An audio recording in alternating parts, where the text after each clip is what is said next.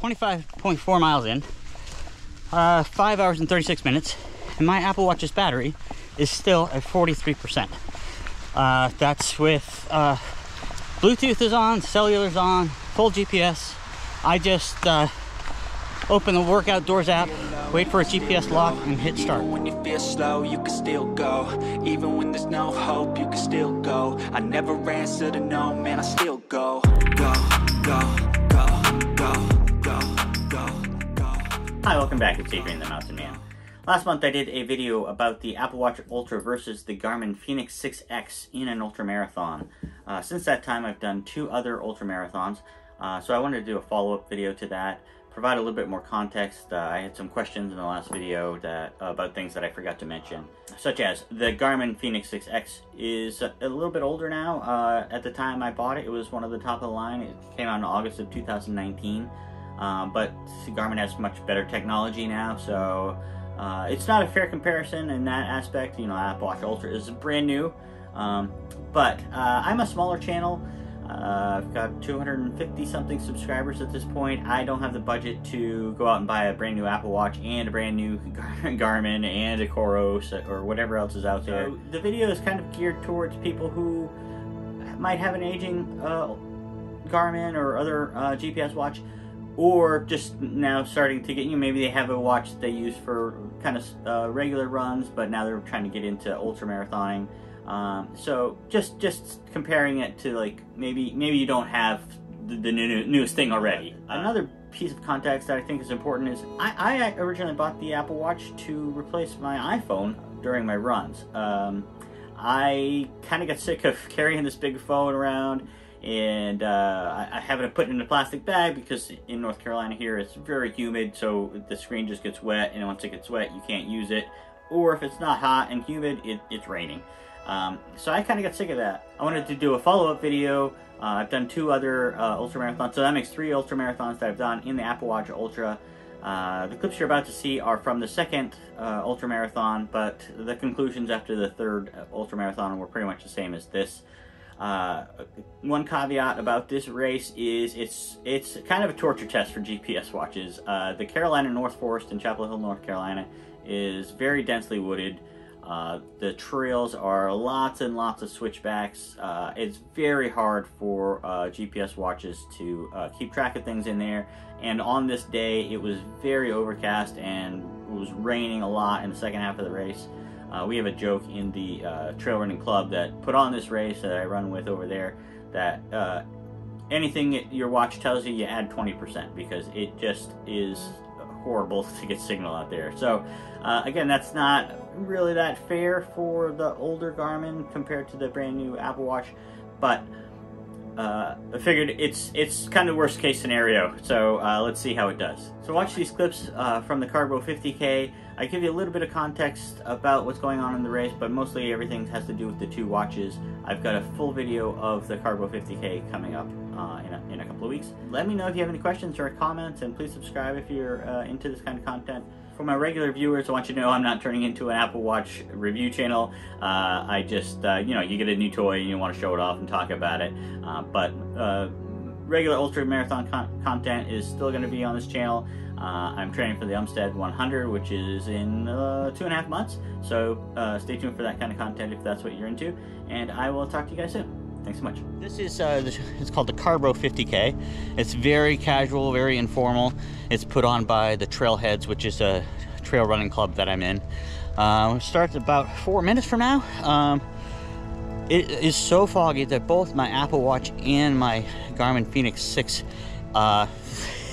they can't find signal, and they've been on. Oh, now it just found signal. It's been on for like 10 minutes trying to find signal. I am gonna just do this for fun, and again, I'm gonna wear the Apple Watch Ultra and the Garmin Fenix 6X, and I'm gonna try to rely more on the Apple Watch this time. I've been using it kind of just as a backup in races. I've been using it in training like every day. I'm gonna try and rely on it as my primary watch today, and just have the Garmin.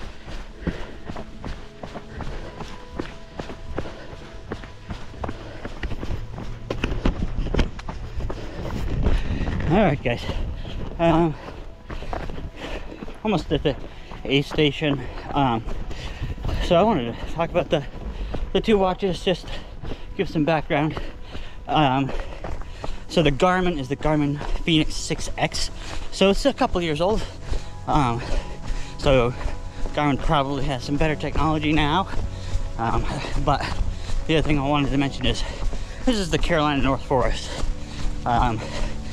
It's very overcast today, but even when it's not, the Carolina North Forest is notorious for not being able to get GPS signal very well.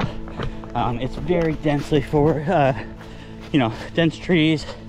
The course is very twisty, so GPS watches tend to lose a lot of distance. In fact, 10 miles in, just under 2 hours, so I thought it'd be a good check-in point for the Apple Watch. So I've got everything on. I haven't turned anything off and put it on low power mode. I've been listening to music for the last half hour. I dictated a couple of texts to my wife, kind of at the aid station, and I'm still at 83% battery. So it's doing well. Like I said, so it says 9.7.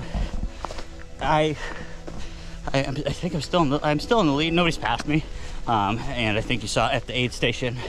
I just inadvertently discovered another advantage to the Apple Watch Ultra over the Garmin, and this is simply because I decided to jump into this race last night and I was unprepared. But as I mentioned in the last clip, I was listening to music on the Apple Watch. Well, I haven't taken the time yet to set up an eat reminder on the Apple Watch, so the 2 hour mark came and I missed my eat reminder from the Garmin. I caught it like a couple minutes later. I was like, oh yeah, I was supposed to eat. But I was like, well, I'll switch over and listen to Spotify on the Garmin, and then I'll get my eat reminders.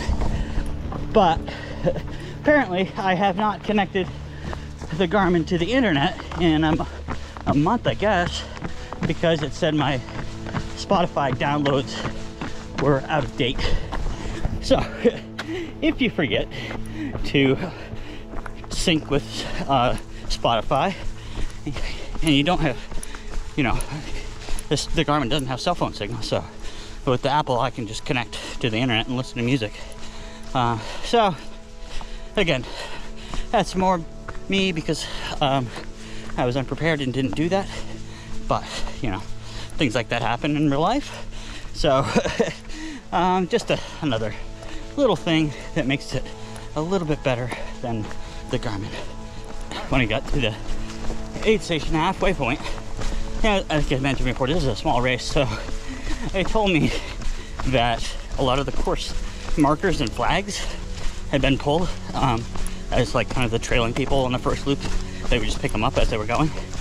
So while I would normally not be wearing two watches, and I wouldn't recommend that,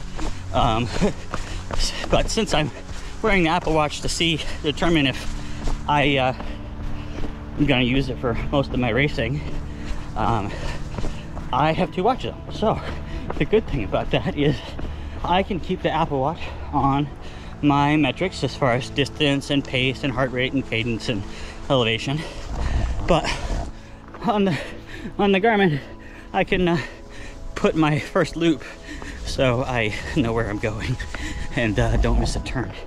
So just lucked out. Just happened that I was wearing two watches today, so that'll just make it easy. Instead of trying to go back and forth between screens, I can have directions on this side and speed and everything else on the other side. Just looking at the map, the Garmin's all over the place. I mean, in some places it's dead on, but in other places it's pretty far off. I don't know, I think I'm lost. I can kind of see the school on the map, but my little breadcrumbs don't make any sense. So yeah, like I said, it's really hard to get signal out here, so my tracks are like all over the place. You know, could be 50 feet or more away. Look like, you know, there's a lot of parallel tracks out here, so I don't know. I lost a lot of time there though. yeah, that extra 2 miles really kind of blew my motivation a little bit. Like I said, I'm not gonna stop or walk or anything like that, but it's like, oh man, just gave up like, you know, 12 minutes a mile, so that's almost a half an hour that I gave up to the other guy. So I just got turned around, and I couldn't figure out on the map where it was, because there's so many trails, I couldn't figure out where I was and which way I needed to go again, because they're so close together that on the map they all just look like scribbles and you can't tell where you are. So that didn't help that much. 25.4 miles in, 5 hours and 36 minutes, and my Apple Watch's battery is still at 43%. That's with Bluetooth is on, cellular's on, full GPS. I just open the Work Outdoors app, wait for a GPS lock, and hit start. So no low power mode, nothing. So for all those that are skeptical about whether or not the Apple Watch Ultra can do an Ultra, this is my second Ultra in 3 weeks, and it's crushing it. So I pretty much bought this as a consolation prize because I was supposed to do the Mid-State Massive in October, and I got COVID the day before. So I just wanted something to cheer me up. And really, I only got it because I wanted it as a replacement for my phone. Like, I wanted to be able to listen to music and be able to get in touch with people and not have to carry my phone. I just got sick of having this big phone, having to put it in a plastic bag. Then if it gets wet, like it's raining now, or sweaty, I can't use it anyway. So that's why I got the Apple Watch, but I'm finding it's working really well as a GPS watch too. So, but I'm not converted yet, but I just been really surprised by it, and that's pretty much all I'm trying to tell everybody. I'm not trying to convince anybody to get rid of what they're using. I'm just saying, if you're in the market for something new, or if you have an older Garmin like I do and you're thinking about upgrading, it can do it. And it does a lot of other things really well too. Anyway, all right, I will keep on going. I guess I should run some this last lap. All right, see you soon. All right, sorry guys, the GoPro battery died with less than 2 miles to go. So I finished, and like I said, I got lost. So instead of running 30 miles, the course was supposed to be 8 miles on this side of the road and 7 on the other side of the road. And the first lap, other than my little mistake on the first lap, yeah, I ended up with 15.4 on the first lap, and I think that 0.4, maybe at least half of the 0.4 was because of the wrong turn. So it was pretty close to 15 miles. And then the second lap, I ended up doing 2 extra miles because I took a wrong turn and I didn't know where this elementary school was in relation to where I was, and I couldn't zoom out. I finally figured out how to zoom out on the Garmin watch. I just had to hold the menu button and do that, but the tracks were so off, they were just all over the place, and I couldn't tell where I was. So a lot of back and forth. Yeah, so this race was interesting because it's a club race, so it's not like you don't pay, you don't have a bib, and a lot of people just do whatever they want as far as the distance goes. So I think I talked to I guess the guy who was in charge, not really the race director, but one of the guys who, you know, put it on, and I probably lost. So the confusing thing was, some people went that way and some people went that way. So I didn't realize that the people that were in front of me were they weren't going in the opposite direction. They just started on the other loop first. So we didn't see each other.